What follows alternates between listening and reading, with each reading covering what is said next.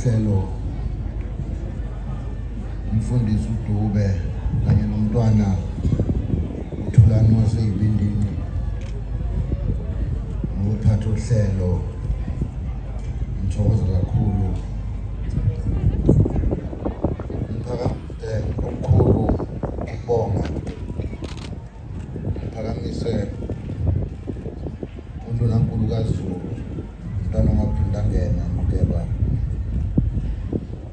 ulandele futhi ulandelile umama umhlonishwa Masimelane Mabutshwa ngibingelele namhlanje ngokukhulu ukuzithoba indunkulu ekhona indunkulu umama wami indunkulu kaMafu indunkulu ngiphakamise ukukhulu ukubonga futhi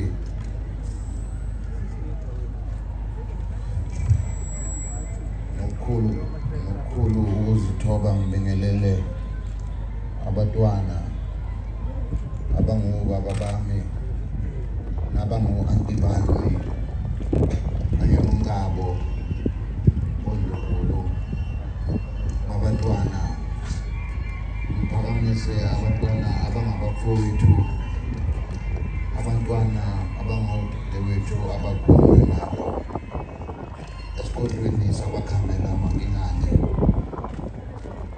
ngithokoza kakhulu phakamise namhlanje okukhulu ukubonga uMinista bambisene naye Arts and Culture umama uMabena mhlonishwa ngiphakamise ukukhulu futhi uhlonipha kuwo onke amakhosi asedlubulo amakhosi esizwe ukukhulu futhi ukuzithoba ngiphakamise okukhulu futhi ukubonga sengibonge amakhosi konke sihlangene kulolu suku namhlanje inkosi uShina osihlalo wendlu yamakhosi kwaZulu Natal ngibingelele kakhulu futhi ukuzithoba baba umhlonishwa uSihle Zikalala ngiphamise okukhulu futhi ngibingelele ubaba umhlonishwa uStudentTV ngithokoza kakhulu ukuthi nibe khona kanye nathi kusuku ukuthi akubaluleka kangaka thina singamaZulu namhlanje ngoba sonke isizwe sinamaqhawe aso sizigqaja kakhulu uSilo KwaDukuza inkosi kunamhlanje umbumbi wesizwe isizwe sethu ngoba sisikhulu kangaka nje ilona ilembe namasiko ethu nosiko mpilo ilona ilembe elagqugquzelisa kakhulu lokho ukuthi siphile impilo esiyiphilayo ngaphambi kokuba ngigxile kakhulu ngokumlando uSilo KwaDukuza ngiyafisa bakwethu ukuthi sikhalelane lonyaka ube nezigameko eziningi esizweni la khona sike saba nenkinga yezikhukhula la khona isizwe sikababa sahlupheke kakhulu ngalezi ikhukhula imvula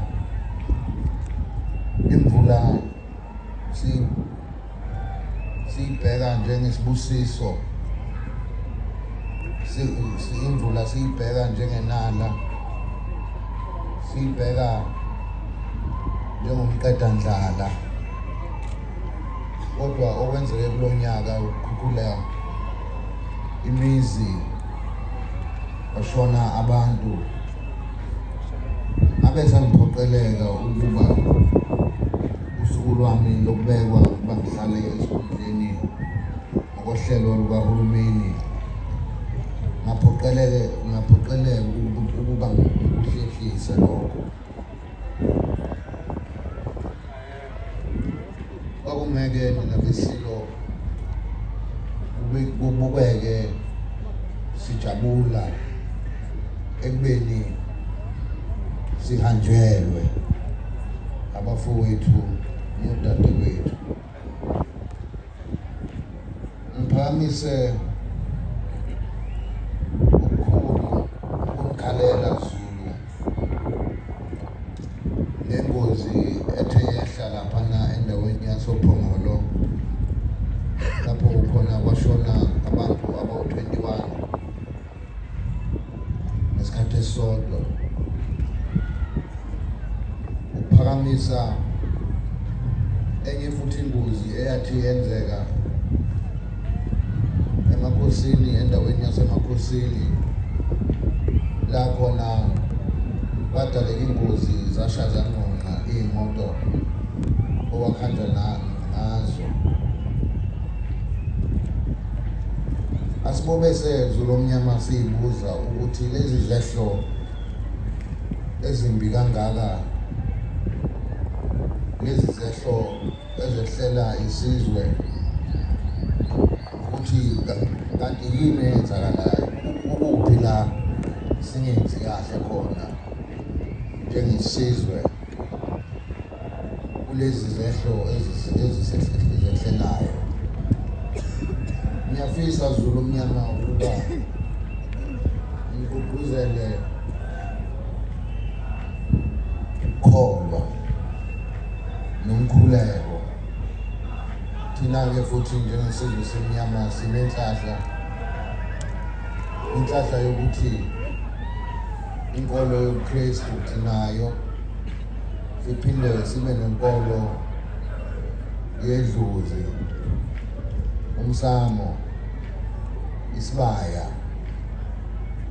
konke lokho lesihlanganise imqondo ukubona ukuthi ukuphi la konakele khona Zulu lezi zehlo ezizehlelayo nalezi ingozi zomgwaqo bakwethu seziningi kakhulu kuyethusa uthi uma ubheka amatraki emgwaqweni ande kakhulu kunayizolo nathi siyisizwe ngiyacela ukuba isipidi sehliswe ngiyacela futhi ukuthi kube khona ukubekezelelana emgwaqweni ngoba lokho kuyodala ukuthi usinde nawe usushayela leyo moto uthi ukusiza nalowo munye oyishayelayo ukuba asinde kungenzeki izingozi ngiyababaza ngiyakhala sizwe sikaMageba ukuba sihloniphe uZulu waziwa njengesizwe esihloniphayo namasiko aso usuku lwanamhlanje luyajabulisa ngani ngoba ila khona njalo ngonyaka sikhuleke sibize uSilo WeLembe umbumbi walesi sizwe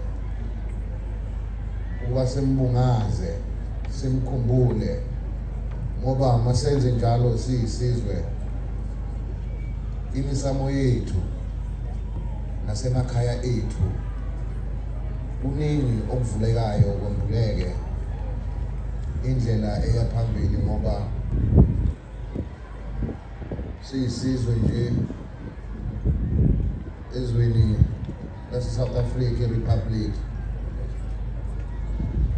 AmaZulu ithina esibaningi, ubuningi bethu uyasho ukuthi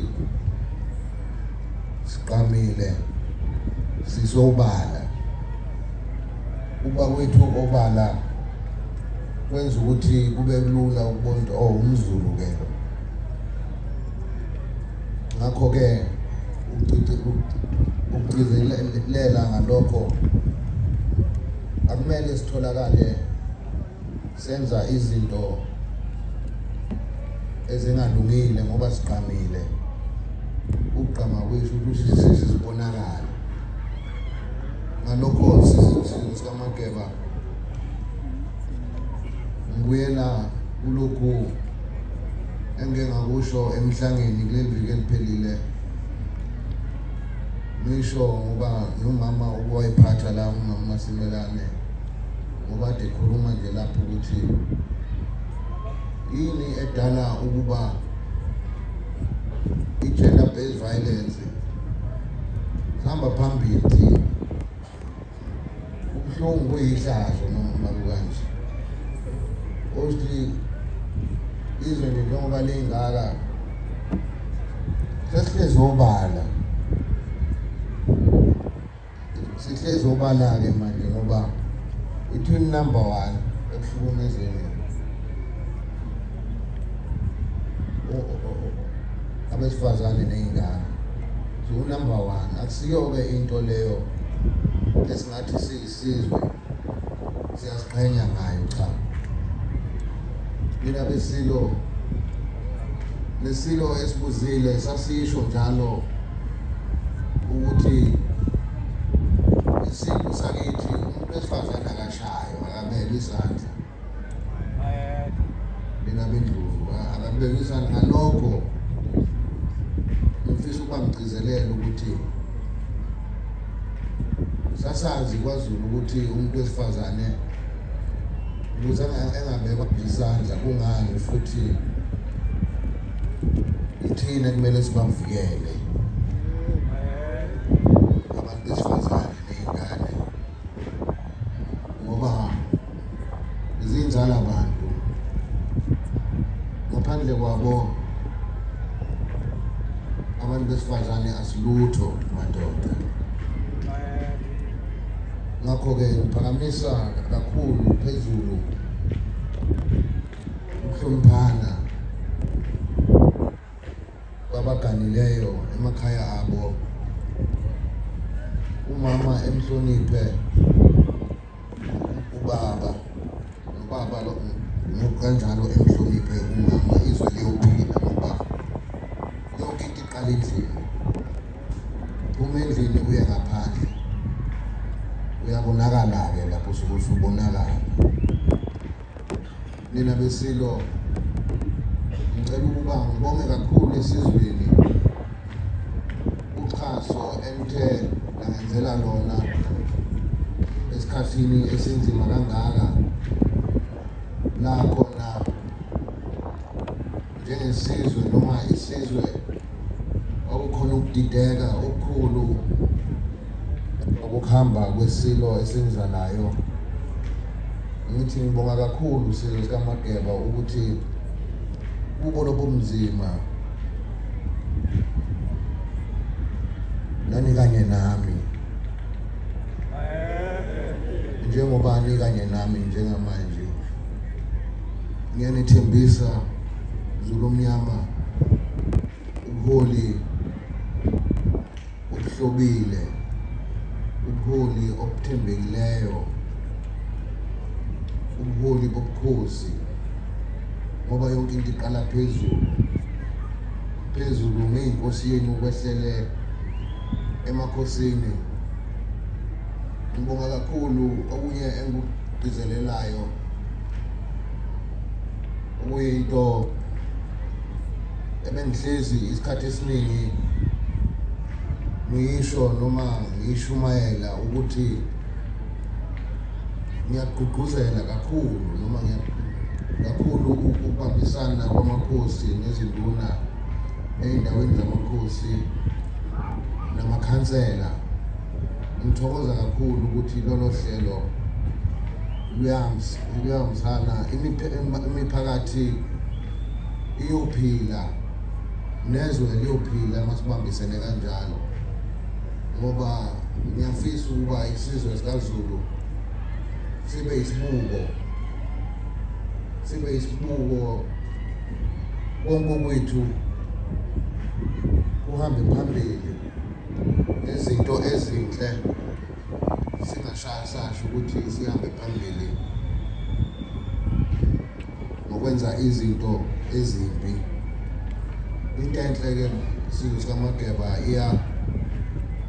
into enhle iyanconywa, into enhle iyisibusiso. Ngalokhu lolu suku lanamhlanje ngiyathandaza ukuba uSilo WeLembe siphile phakathi kithi ngamunye wenu, umoya wobuqhawe, umoya wobuhlakani, umoya womnsizwa. Ngalokhu isizwe sikaMageba siyisizwe esinenhlahla, ngakho konke uNkulunkulu athe wasibusisa ngakho. Futhi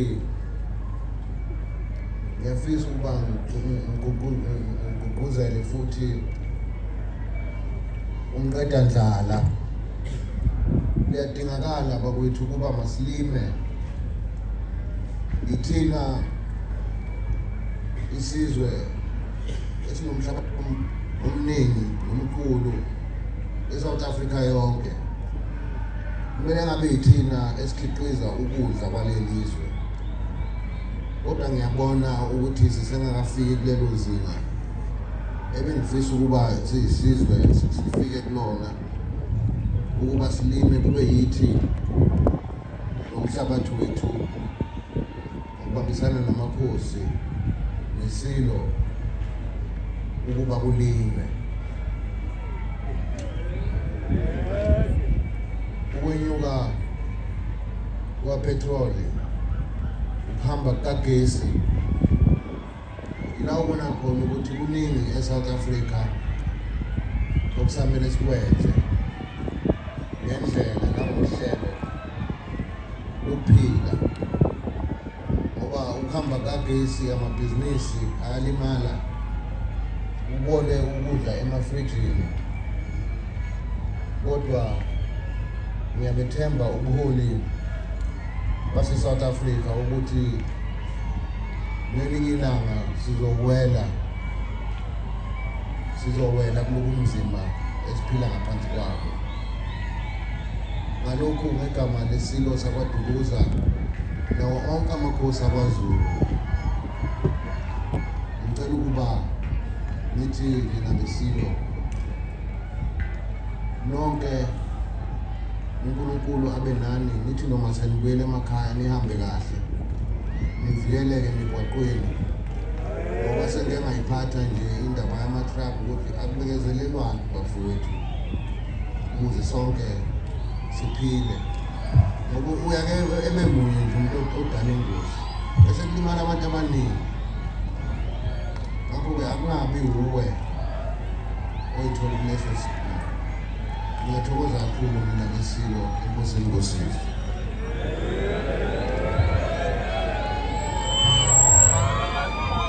Izulu liduma ngomnyama kwakhangela amakangane, baduma sawuhalalisa sangqomoza masangane ezulu.